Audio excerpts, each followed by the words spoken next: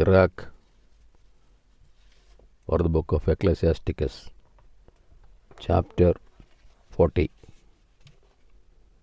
Hear the word of God. Human wretchedness.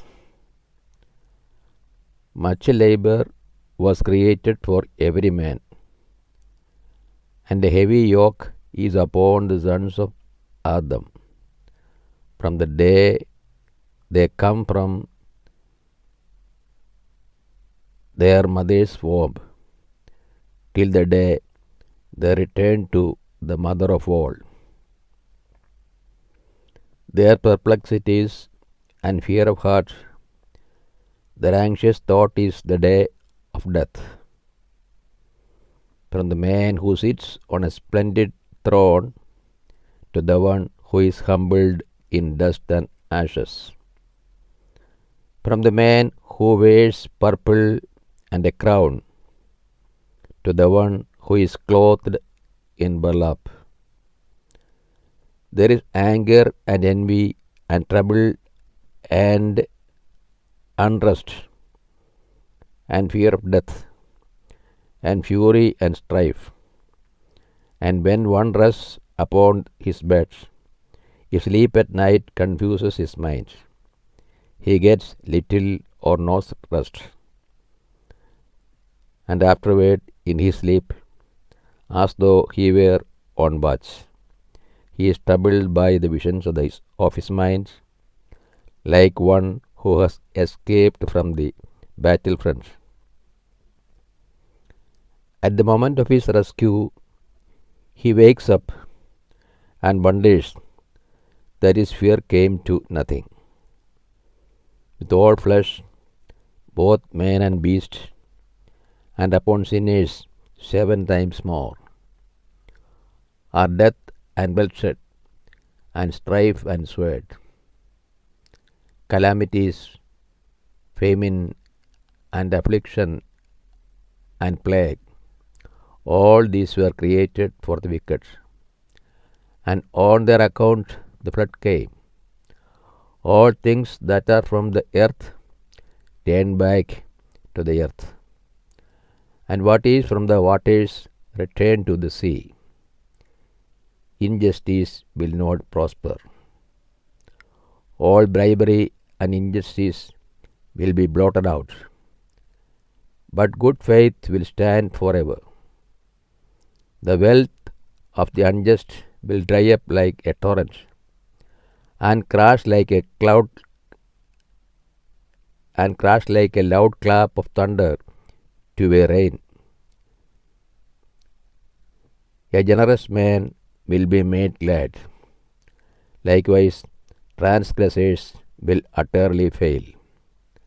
The children of the ungodly will not put forth many branches. They are unhealthy roots upon sheer rock. The reeds by any water or river bank will be plucked up before any grass. Kindness is like a garden of blessings, and almsgiving endures forever. The joys of life.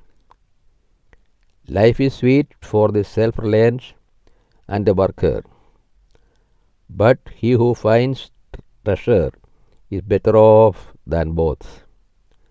Children and the building of a city establish a man's name, but a blameless wife is accounted better than both.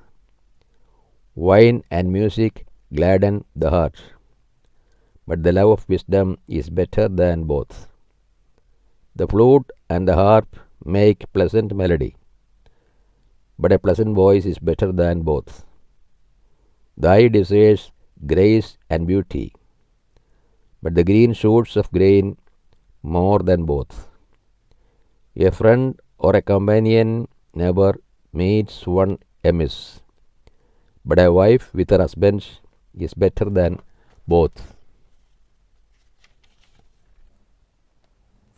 Brothers and help are for a time of trouble, but almsgiving rescues better than both.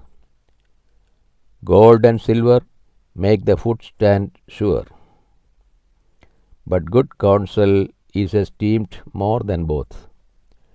Riches and strength lift up the heart, but the fear of the Lord is better than both.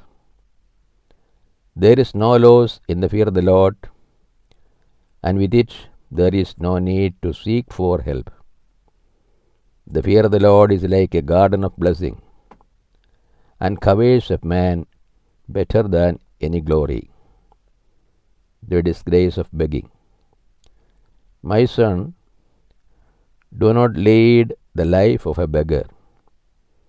It is better to die than to beg.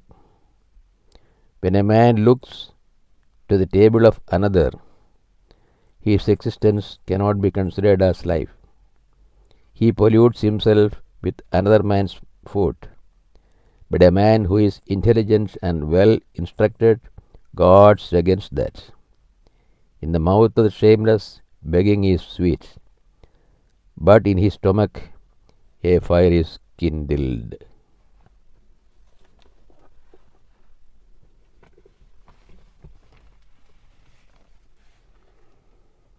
This is the word of God to us.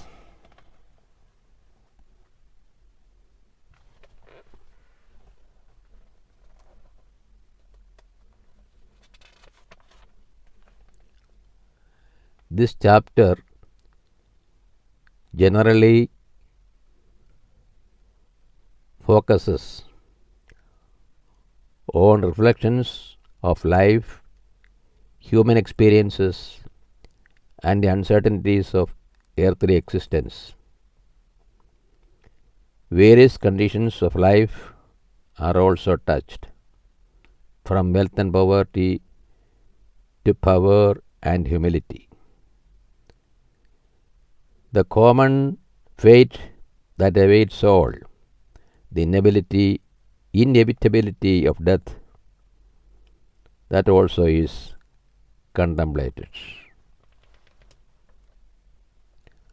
O Lord, open our hearts that we put into practice that which you have revealed to us.